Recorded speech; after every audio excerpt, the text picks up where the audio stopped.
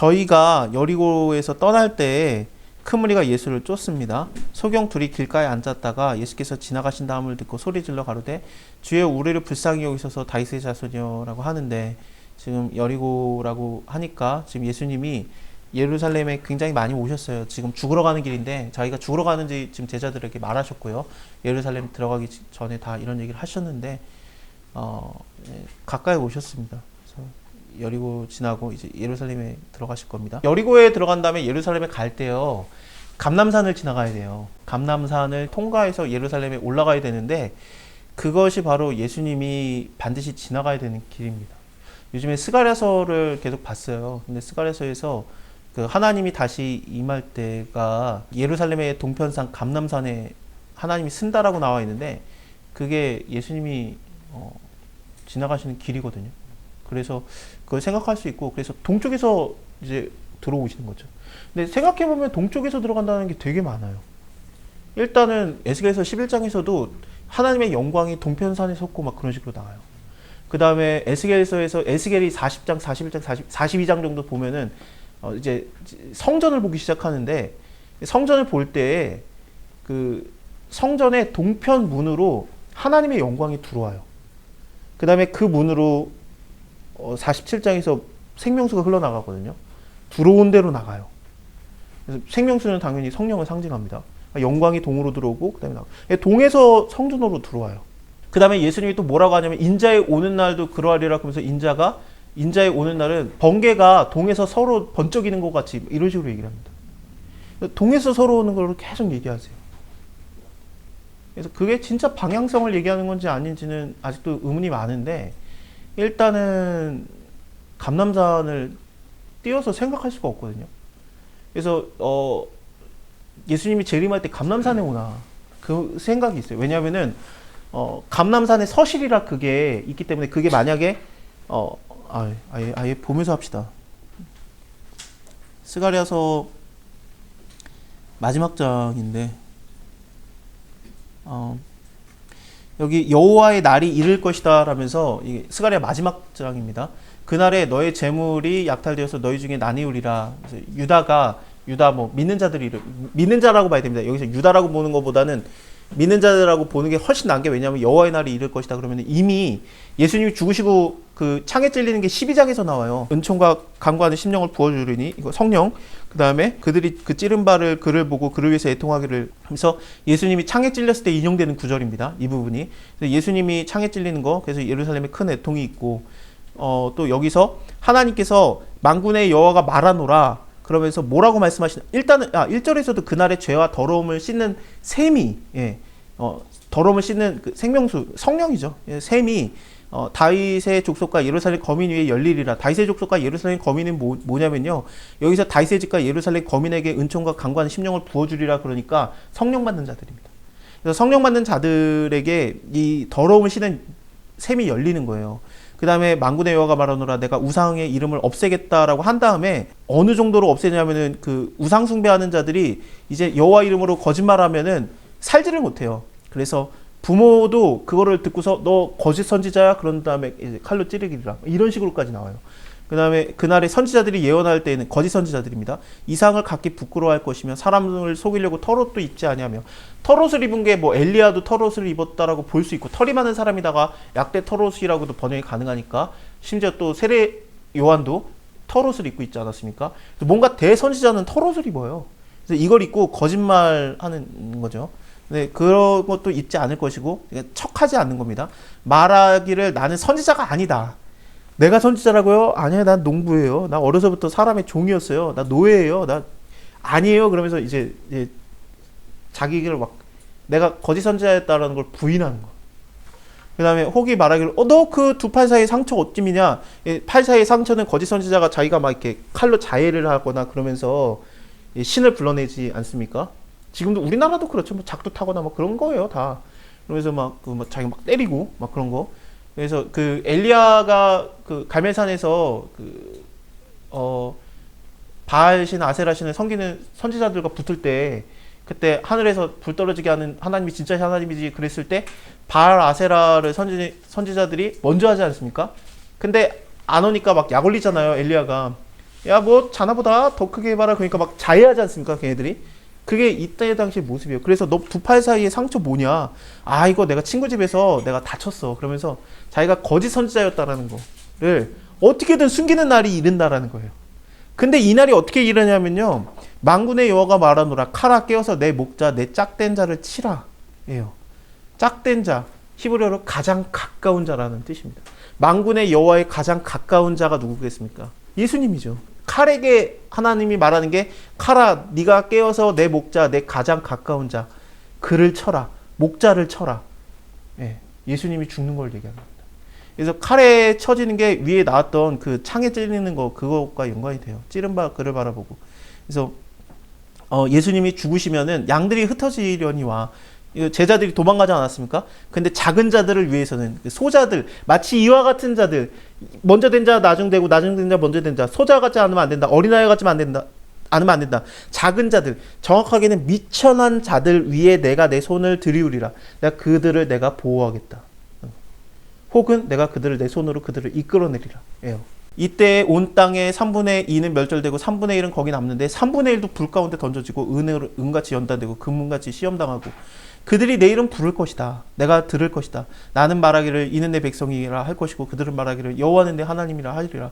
그래서 예수님이 오시는 날을 얘기했기 때문에 여기 뒤에서 14장에서 나오는 여호와의 날은 당연히 예수 그리스도를 통해서 완성된 날들을 얘기합니다. 그러니까 여기서 그날에 너의 재물이 약탈되어서 너희 중에 나뉘으리라. 그럼 우리들 얘기를 하는 거예요. 우리들이 괴로움을 당하는데 내가 열국을 모아서 예루살렘과 싸우게 하리니 성읍이 함락되며 가옥이 약탈되며 부녀가 욕을 보이며 성읍이 백성의 절반이나 사로잡혀 가려니와 남은 백성은 성읍에서 끊쳐지지 아니하리라. 그래서 예루살렘에 멸망당하는 거, 예수님이 죽으시고 부활하시고 승천하신 다음에 진짜로 40년 있다 예루살렘이 돌 위에 돌 하나도 안 남기고 멸망당하는 거, 그거를 얘기할 수 있는 걸 수도 있고, 아니면 예수님의 십자가의 날을 얘기하는 걸 수도 있고, 아니면 재림의 때를 얘기할 수도 있어요. 어쨌든 예수님과 연관이 되는 날입니다. 그때 여호와께서 나가서 그 열국을 치시되 이왕의 전쟁 날에 싸울 것 같이 하시리라. 그날에 그의 발이 예루살렘 앞에 동편 감람산에 서실 것이다. 이것 때문에 이제 그 감람산에 대한 것이 이게 나오는 건데, 그러니까 감람산에 그 발이 서고 감람산은 그 가운데가 동서로 갈라져 가지고 매우 큰 골짜기가 되어서 산 절반은 북으로 절반은 남으로 이 산이 옮겨져요, 아예.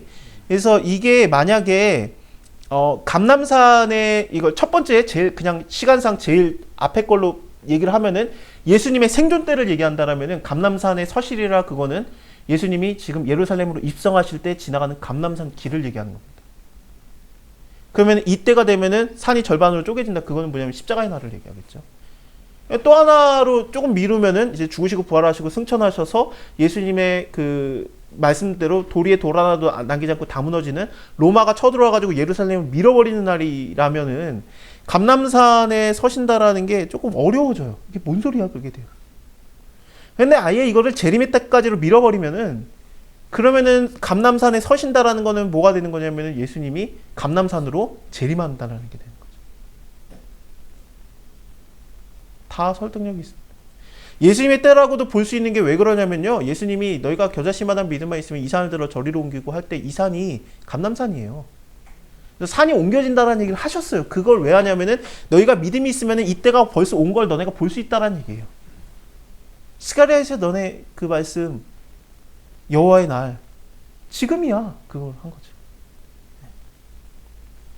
그래서 그 산 골짜기는 아셀까지 미칠 것이다. 아셀이 어딘지 몰라요. 근데 히브리어로 아셀은 끝까지라는 뜻입니다. 끝, 마지막, 뭐 그런. 그래서 그 산 골짜기는 마지막까지 미치고 너희가 그의 산 골짜기로 도망하되 유다 왕 우시아의 지진을 피해서 도망가는 것 같이 하리라. 그래서 우시아 때 지진이 크게 있었어요. 그래서 그때처럼 너네가 도망가리라. 근데 십자가 졌을 때 바위가 터지고 지진 같은 게 일어납니다. 죽었던 자들이 살아나고.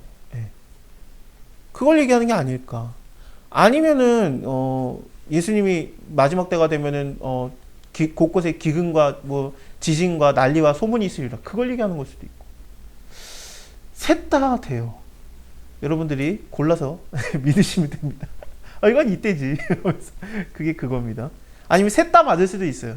그래서 이게 점차적으로 이런 일들이 일어나는 걸 수도 있습니다. 나의 하나님 여호와께서 임하실 것이고 모든 거룩한 자가 주와 함께 하리라. 그날에는 빛이 없겠고 광명한 자들이 떠날 것이다. 여호와의 아시는 한 날이 있으리니 하나님만 아는 날, 아들도 모르고 천사도 모르는 날, 그 하나님이 아시는 한 날이 있으리니 낮도 아니고 밤도 아니고 어두움이 갈 때 빛이 있으리로다. 그날에 생수가 예루살렘에서 솟아나서, 에스겔서의 환상과 똑같죠. 근데 에스겔에서는 동쪽으로만 흘러요. 근데 여기서는 서쪽으로도 흘러요. 절반은 동해로 절반은 서해로 흐를 것이라. 여름에도 겨울에도 그러하리라. 네, 그 동쪽으로 흐르는 거는 묘에서를 보면은 시띵 골짜기까지 흐른다고 나옵니다. 예, 물이 샘이 솟아나서 전에서부터 샘이 솟아나서 시띵 골짜기까지 흐르리라 그래요. 요에서에서는. 그러면은 시띵 골짜기가 뭐냐면은 그게 그 사해바다 근처거든요. 그래서 동쪽으로 흐른 거예요. 예. 사해바다 살아나는 거. 그 에스겔은 또 사해바다가 살아나는 걸 보니까. 자, 이걸 쫙 생각한 다음에 예수님이 죽으셨을 때 창에 딱 찔리지 않습니까? 저는 요한복음의 입장이 가장 연상이 되는데, 창에 딱 찔리셨을 때 20장에서 그가 피와 물이 쏟아지니라. 마태복음도 피와 물이 쏟아졌다고 나옵니다. 물과 피가 쏟아졌다라는 게 참 특이해요. 그래서 의사한테도 물어봤을 때 죽으면 피와 물이 나눠지냐? 아니래요. 응고되지. 막 그러더라고요. 그래서 아니래요. 근데 굳이 물과 피가 쏟아졌다라는 걸 하는 거 보면은 피는 쏟아진 거는 생명과 연관되는 거 맞는데, 물은 뭐냐? 물은 그 생수가 쏟아나리라. 그걸 얘기하는 거죠. 성전 대신 예수님이 성전 자체니까 요한복음을 통해서 보면은, 근데 그게 찢어지는 거 아니겠습니까? 그 다음에 창에 찔리셨을 때 물과 피를 쏟으시면서 이 생명수가 흘러나오는 거예요. 피 말고 일단 물만 얘기하는 겁니다. 그 물이 흘러나오면 에스겔서에서는 물이 흘러나온 다음에 사해바다까지 닿지 않습니까? 그래서 그 사해바다가 살아나서 고기들이 잡히고 어부들이 축제를 벌여요. 그것처럼 예수님이 죽으시고 그 다음에 창에 찔리셨기 때문에 물과 피가 쏟아지고, 그 다음에 제자들이 물고기 잡는 데 안 잡히고, 물고기 잡는 데 안 잡히는 게 갈릴리 바다지만 그게 뭘 연상시키냐면은 사해바다를 연상시킨 거죠. 물고기 잡았지만 안 잡히는 곳. 근데 그것이 다시 살아난 것처럼, 그래서 어부들이 축제를 벌이는 것처럼 제자들이 153마리를 잡는 겁니다. 그리고 나서 물질이 회복이 된 다음에 어떻게 하겠습니까? 물질이 회복이 된 다음에 당연히 예수님께서 그들을 진짜로 살리는 거죠. 그래서 사도행전 2장에서 성령이 임하는 거예요. 모든 게 다 하나님께서 물질을 창조하시고 그 다음에 제공하시고 사람을 위해서, 그 다음에 사람을 살리셨어요. 사람을 만드셨어요. 심지어 창조주 때는, 창조 사역 때는. 그래서 내가 하나님 믿으면은 다 잃게 되고, 하나님과의 삶에서 내가 다 잃게 되고 영혼만 달랑 이렇게 하나님이 구원하신다. 그거는 절대 기독교적인 생각이 아닙니다. 그거는 솔직히 예전에 있었던 그 영지주의라고 이단 사상에 가까워요. 그래서 내 영혼만 구원하시는 하나님은 그거는 아니에요. 성경이 말하는 게 아니에요. 하나님을 반만 믿는 거예요. 우리가 예수님을 생각할 때 그래요. 예수님이 사람을 만나고 살리시고 구원하실 때 너 예수 믿어라, 그 다음에 날 믿고 그 다음에 너가 영원한 천국에 임했으니까 나머지 건 됐어, 그러지 않았어요. 먼저가 뭐냐면은 그 사람의 그 실질적인 거를 회복시키셨어요. 그래서 눈이 먼 자에게는 네가 무엇을 원하느냐? 내가 눈을 보기를 원하나이다.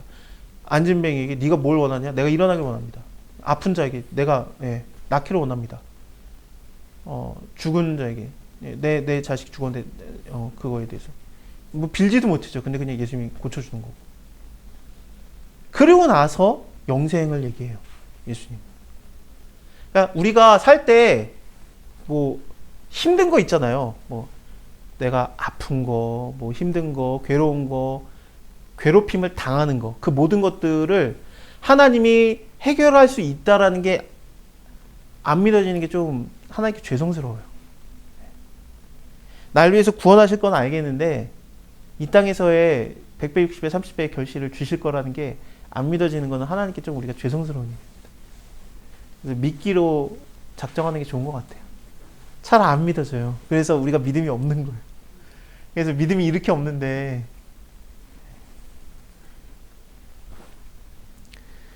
살다 그냥 나중에 천국 가면 돼. 맞는데 근데 지금도 이 삶에서 이 조그만 문제도 하나님이 해결해 주실 거라는 게 안 믿어진다면은 영원한 영생에 대해서 하나님이 날 구원하실 거라는 게 내가 얼마나 믿는 거겠어요? 실감이 안 가니까 믿는 척 하는 걸 수도 있잖아. 근데 우리가 믿음이 없는 걸 알아요. 그래서 믿음이 없는 걸 도와달라고 해야 돼요. 예수님의 얘기를 좀 했었는데 스가랴 좀 이어서 끝까지 보겠습니다. 여호와께서 천하의 왕이 되시리니 그날에는 여호와께서 홀로 하나이실 것이고 그 이름이 홀로 하나이실 것이며, 그래서 다른 이름이 없어요. 예수 외에는 우리에게 다른 이름을 주신 적이 없습니다. 홀로 된 이름인데 온 땅이 아라바같이 되되, 아라바라는 거는 평지라는 뜻입니다. 그래서 온 땅을 다 평탄케 만드는 거예요. 그래서 게바에서 예루살렘 남편 림몬까지, 게바는 예루살렘 북편이고요. 그 림몬은 예루살렘 남편이니까 예루살렘 주변이 다 평평해지는 거예요. 그러면 어떻게 되겠습니까? 예루살렘만 쭉 돋보이겠죠. 그래서 예루살렘이 높이 들려서 그 본초에 있으리니 베냐민 분, 여기 뒤에는 넘어가겠습니다. 그래서 예루살렘이 안연히 서리로다. 거기에 다시는 저주가 없고, 예루살렘을 친 모든 백성에게 여호와께서 내릴 재앙이 이러하다. 우리가 예수 믿는데 이 땅에서 좋은 게 뭐냐? 그래, 내가 영생은 상속받는 거고 이 땅에서는 일단은 내가 뭘 하면은 하나님께서 나에게 해준다. 근데 남하고 비교하지 마라. 네, 그 비교해가지고 괜히 왜 나는 조금 받아요? 그러지 말아라. 충분히 줬다. 근데 비교하지 말고, 그러는데 내 대적에게 하나님께서 어떻게 하실 겁니까?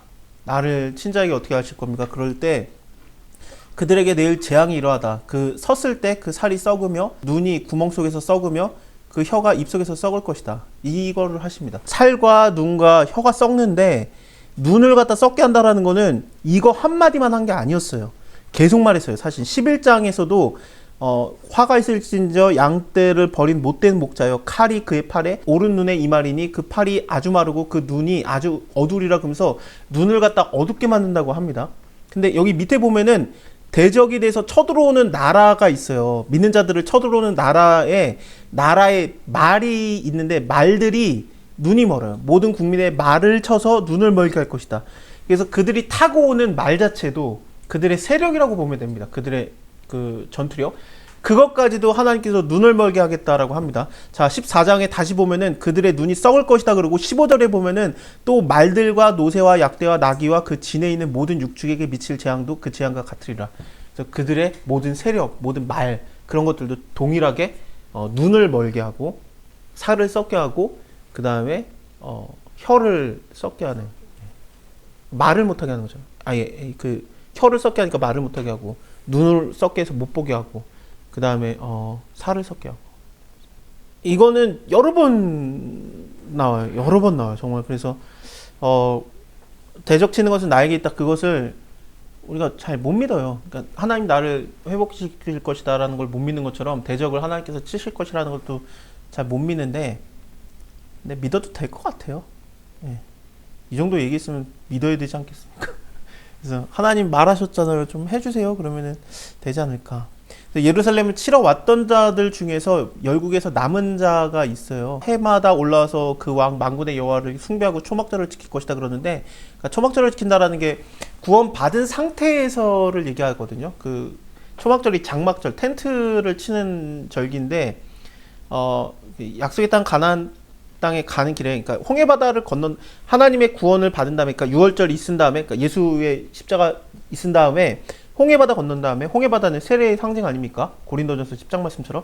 그래서 홍해 바다를 건너고 그 다음에 광야에서 만나와 메추라기 먹고 신령한 양식, 신령한 음료 먹으면서 하나님의 보호하심과 인도함을 받은 때가 초막절이에요. 그 불기둥과 구름기둥으로 보호를 받고 광야에서 보호를 받고 계속해서 보조를 받았는데, 하나님이 도와주지 않으면 굶어 죽고 타 죽고 추워 죽고 그런 데 아닙니까? 왜 아버지 왜 오늘 장막치고 밖에서 자? 오늘 집에서 자면 좋은데? 그럼 예전에 하나님이 우리를 종되었던 애굽에서 우리를 구원해신 하나님이 홍해 바다를 지나가게 하셨고, 광야에 있을 때 우리에게 먹을 것 없는 곳에서 우리에게 먹을 걸 주셨고, 마실 것 없는 곳에서 마실 걸 주셨고, 우리에게 구름기둥과 불기둥으로 우리를 보호하시고 인도하셨어. 이게 바로 초막절이에요. 믿는 자들이, 구원받은 자들이 이 땅에서 살 때 하나님의 보호를 받는 게 초막절입니다. 초막절을 지킬 것이다. 이게 그거예요. 그래서 여기서 그 예루살렘을 치러왔던 열국 중에서 남은 자가 해마다 올라온다 그러는데 아모스서를 보면은 에돔에서의 남은 자라고 합니다. 에돔 족속에서 남은 자.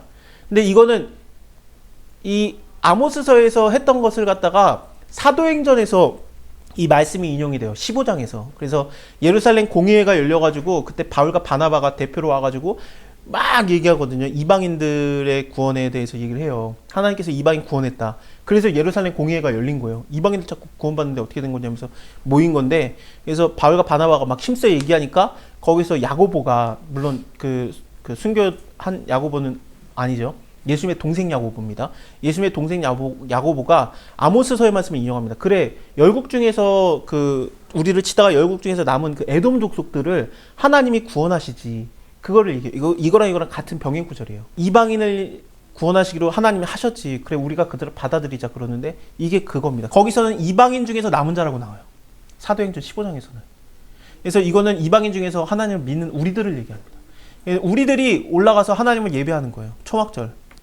천하 만국 중에서 그 왕 만군의 여호와께 숭배하러 예루살렘에 올라오지 않은 자에게 비를 내지 않을 것인즉 만일에 애굽 족속에 올라오지 않을 때에는 창이람이 있지 아니하리니 여호와께서 초막절을 지키러 올라오지 아니하는 열국 사람을 치시는 재앙이 그에게 내릴 것이다. 치시는 재앙 위에 나왔던 것 같기도 하고, 눈이 썩고 혀가 썩고 살이 썩는 것, 그런 걸 얘기하는 것 같기도 하고, 아니면 비가 내리지 않는 것, 이걸 얘기할 수도 있습니다. 그날에 말 방울까지 여호와께 성결이라 기록할 것이다.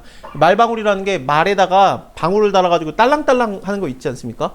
그래서 그 장식을 얘기하는데 정확하게는 말에 찌그렁 소리예요. 정확하게는 그 말에 울리는 소리가 나는 데다가 여호와께 성결이라고 기록할 것이다. 여호와께 성결은 대제사장이 모자라고 하는 그 관을 쓰는데 거기에 여호와께 성결이라는 패를 붙이게 되어 있습니다. 그건데 예배를 주도하는 자가 여기에다가 머리에다가 다는 게 그 여호와께 성결인데, 이때는 이방인들도 다 예배의 주도자가 된다는 뜻이죠. 대적들은 말까지도 눈을 멀어요. 하지만 예배하는 자들은 말까지도 하나님께 예배드리는 곳에. 여호와의 전에 모든 솥이 제단 앞에 주발과 다름이 없을 것이니. 솥이 있고 주발, 그 그릇, 조그만 그릇. 근데 솥에다가 뭐 고기를 갖다가 끓여가지고 하나님을 예배하고, 뭐 물론 태우는 게 있는데 끓이는 것도 있어요. 삶는 것도 있는데, 삶은 다음에 그걸로 갖다가 뭐 형식이 중요한 게 아니니까 하나님께는. 삶은 다음에 그걸로 갖다가 먹거나 뭐 그런 게 있는데, 너무 예배드리러 오는 사람이 많아지니까 모든 솥이 그냥 그 밥그릇처럼 여겨지는 거죠. 너무 모자랄 만큼 많이 사람들이 예배하러 오는 겁니다. 예루살렘과 유다의 모든 솥이 만군의 여호와의 성물이 될 것인지 제사 드리는 자가 와서 이 솥을 취하여서 그 가운데 고기를 삶으리라. 그날에는 만군의 여호와의 전에 가나안 사람이 다시는 있지 아니하리라. 그래서 가나안 사람이라고 하면은 진짜 가나안 사람들, 그 족속을 얘기하는 게 아니라, 그 땅 사람을 얘기하는 게 아니라 안 믿는 자의 상징이에요. 안 믿고 죄 짓고 그 다음에 저주 아래에 있는 자의 상징이 가나안 사람인데, 창세기 9장이라든지 레위기라든지 그런 데서 이렇게 표현되지 않습니까? 하나님의 전에 이제 예배드리러 오는 사람들은 다 안 믿는 사람이 없다가 예수님이 이 땅에 오셨을 때의 모든 일이 나오는 겁니다. 그래서 이 마태복음에서 감람산을 지나가시게 될 건데, 이제 여기 감람산에 오시잖아요. 감람산 벳박에 이르렀다고 나오지 않습니까? 이 구절이 지금 우리가 봤던 그 스가랴서와 아모스와 에스겔에 이게 베이스가 딱 깔려 있으면은, 이 구절을 딱 볼 때 감람산에 오셨으면 이제 예수님이 하시겠구나. 예, 보이는 거죠. 뭐 어렵게 얘기하자면은 이렇게까지 할 수 있습니다. 쉽게 얘기하자면 그냥 예수님이 여리고 지나서 감람산에 오셨구나 그래도 되고. 근데 이거를 진짜로 그렇게 볼 수밖에 없느냐, 너무 껴맞히는 거 아니냐. 아니요, 여기 나귀 새끼 타고 올라가시기 시작하지 않습니까? 우리가 봤던 스가랴서 9장이 나귀 새끼 타고 올라가는 게 나와요. 너의 왕이 너에게 임하나니 그는 공의로우며 구원을 베풀며 겸손하여 나귀를 타나니 나귀의 작은 꽃 나귀 새끼라. 그렇기 때문에 이거는 계속해서 스가랴서의 그걸로 봐야 됩니다. 지금까지 쭉 제가 말씀드린 게 뭐냐면, 어렵게 말하면 어렵게 말하는 거고, 그럼 우리한테 적용이 되는 게 뭐냐면요,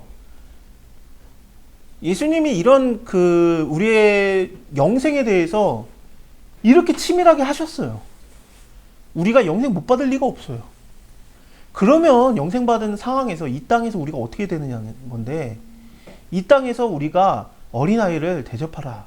그러니까 어린아이라는 게 우리가 무시할 수 있는 사람들을 대접하면은 그게 바로 너네가 100배, 60배, 30배 받는 거다라는.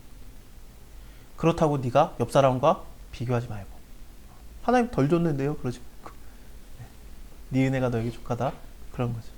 그냥 하나님이 지금 나에게 맡기신 것을 열심히 하면 그게 하나님 사역이에요. 내가 학생이면은 오늘 공부하는 게 하나님 사역이에요. 내일 예수님 오셨다. 내일 예수님 오신다는 거 몰라요, 우리가. 근데 공부를 계속하다가 예수님 오셔버린 거야. 나는 전도도 안 했는데. 공부만 했는데. 아, 예수님 오셨군요. 내가 하나님께서 주신 사역을 맡아서 지금 열심히 공부를 했고, 공부를 한 다음에 내가 내 사역도 하고, 그리고 하나님의 일을 위해서 할 수 있는 것도 하고, 내가 이웃사랑도 하고 그러려고 했는데, 그래서 나를 준비시키고 있었는데, 예수님이 오셨군요. 그럼 이미 내가 충분히 성실하게 일하고 있었던 거예요. 결과가 중요한 게 아니에요. 하나님은 우리 중심을 알아요. 하나님 사역이라는 게 꼭 목사님이 되는 게 아니고, 꼭 그거 아니에요. 집에서 내가 엄마 아빠를 공경하는 게 하나님 사역이에요. 부모를 공경하라 했으니까. 하나님 말하셨잖아요. 하면 돼요.